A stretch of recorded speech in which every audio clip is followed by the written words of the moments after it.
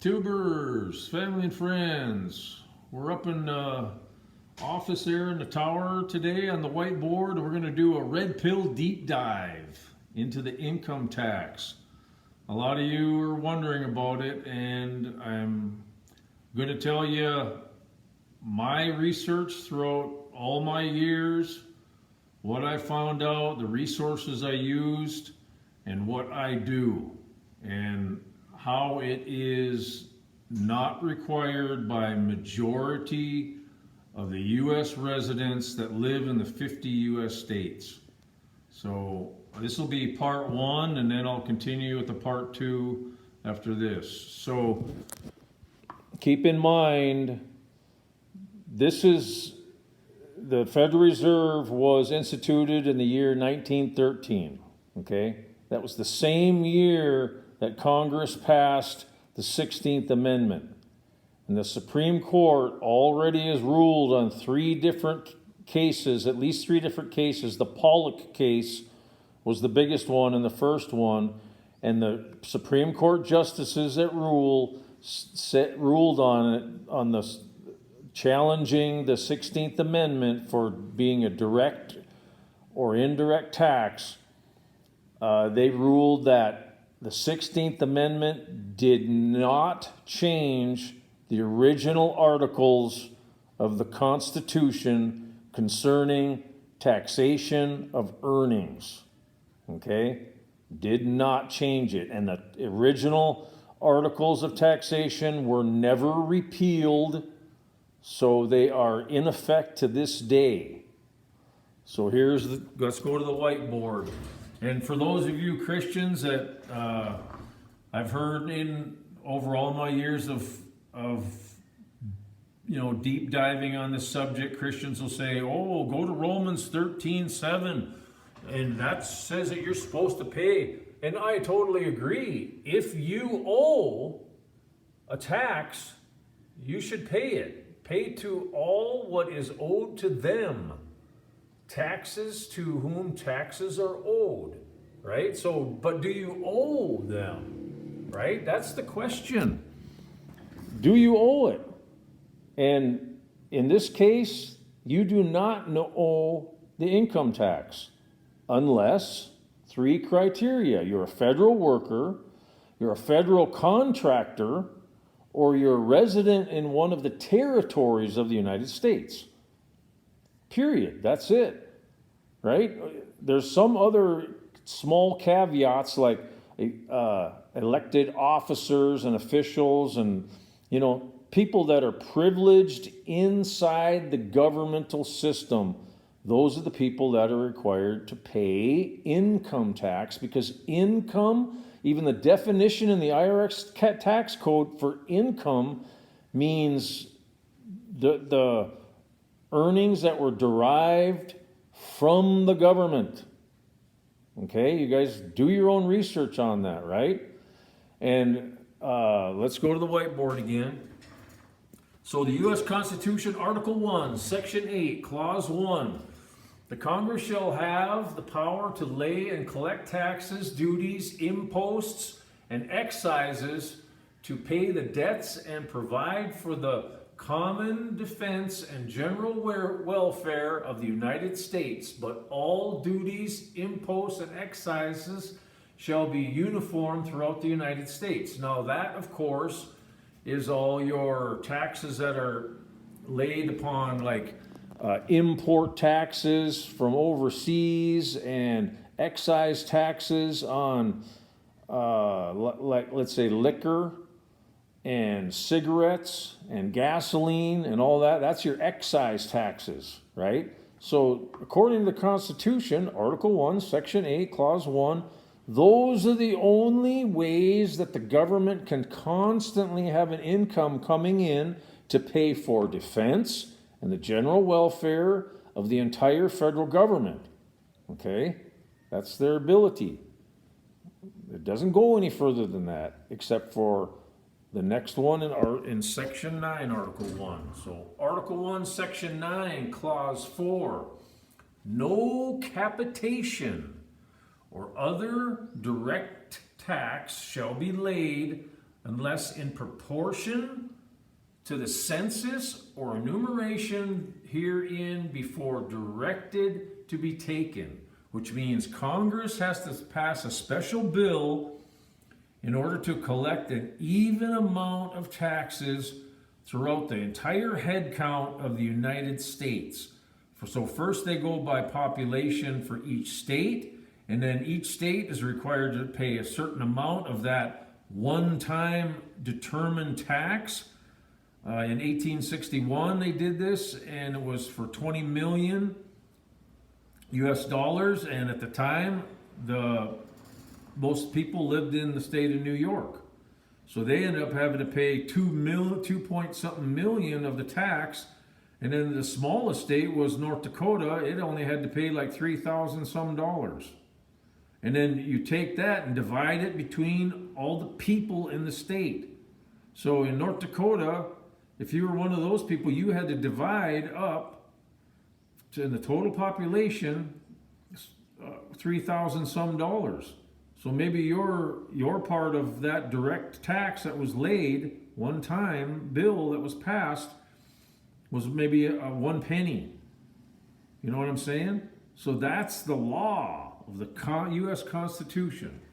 So then came along the 16th Amendment, right? And that's what everyone they'll say, oh, don't you know what the 16th Amendment, that says that you can collect all taxes from your income. And that's true, right? Yes, that is true. But also you got to figure out, if you've ever read the book Jekyll Island, that's not the full name of the book, but that will explain a lot about the taxation process also, and how the Federal Reserve was born in 1913.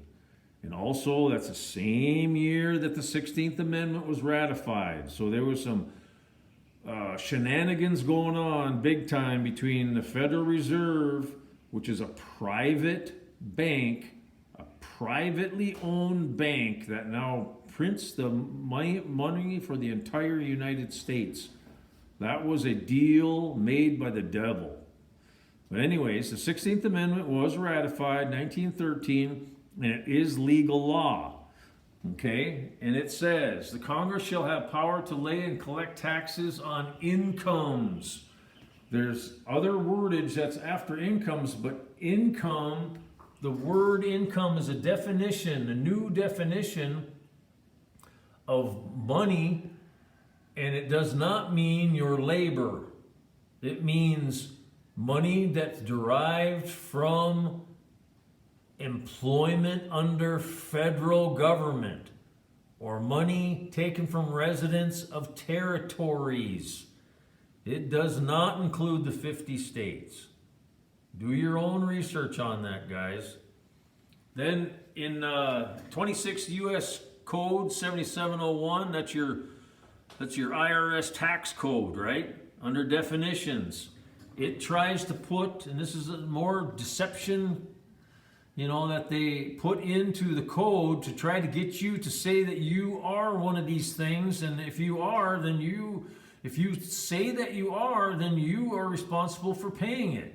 So in the definition section of the code, if you call yourself a person, or if you call yourself an individual, or if you call yourself a taxpayer, which you are not, but if you call yourself that, then you're liable to the law. So do you understand what they're trying to do? They trick you. I mean, even in the IRS code, it says that this tax is voluntary, right? So if you voluntarily say that you're a person, individual, or a taxpayer, then you're liable to the law. You know how many computer-generated AI tax letters that I received from the IRS over the years, and especially when I decided to make a decision to not pay this tax that did not apply to me and doesn't apply to you most likely also, right? And a lot of people will get mad at you because they'll say, if I have to pay it, you have to pay it. You know what I mean? And that's just vindictiveness. That's how the ignorant and the stupid, accuse you because they say, if you're not paying it, that means I shouldn't have to pay it. And I know I have to pay it, so that means you have to pay it. You know, that argument can go on and on forever. It's just that the people paying it have decided to voluntarily get on in on the income tax, pay it. You know, they're voluntarily paying it, even though they are not required, or the tax does not apply to them. You know, but yet most of these tax cases that go to a jury, the people in the jury pay taxes, right? So then they convict the person that's trying to opt out of the system, because that's what they say. Oh, if I got to pay it, then he does. It's ridiculous, right? Why don't you just go to the truth and read what the law says, and just say, you know, take your lumps with a grain of salt, and say that you were stupid and you paid it all over these years because someone else told you that death and taxes will never end, and that your company has been illegally withdrawing from your paycheck for all these years, but you weren't smart enough to figure out the truth and to bypass what doesn't apply to you. And that's exactly the truth of the whole situation. So this is part one. So I'll explain to you in part two how to go to the IRS legally, sign an affidavit, and the affidavit's called, let's see, I have it on my phone here. Let me bring it up real quick. This is the one I always forget. Revocation of election. It's an affidavit of truth because of you. And I've sent letters to senators. Here's one letter that I got from the U.S. Senate, that I've petitioned my senator and verified with him about the voluntary law, and to asking him, is it required by everyone? And they cannot answer it, right? They have to say, oh, you have to go by what the IRS code says. Well, the IRS code's clear. If you don't call yourself a person, individual, or a taxpayer, then you're not one. Okay, so here's the other sources also that I went by. And this is the first one, the first book, oh man, 15 some years ago, that brought me to the realization of that it did not apply to everyone, right? So this was the first one.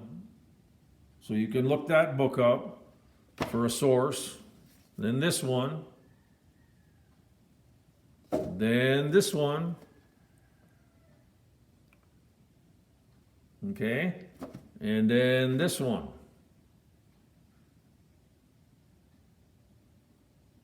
So those are your four off-the-cuff sources you can go to, and you can do a deep dive on the internet or whatever you want to do. But keep in mind, there's tens of millions of people that have found out what the truth is, and this is the year of the revealing, ladies and gentlemen.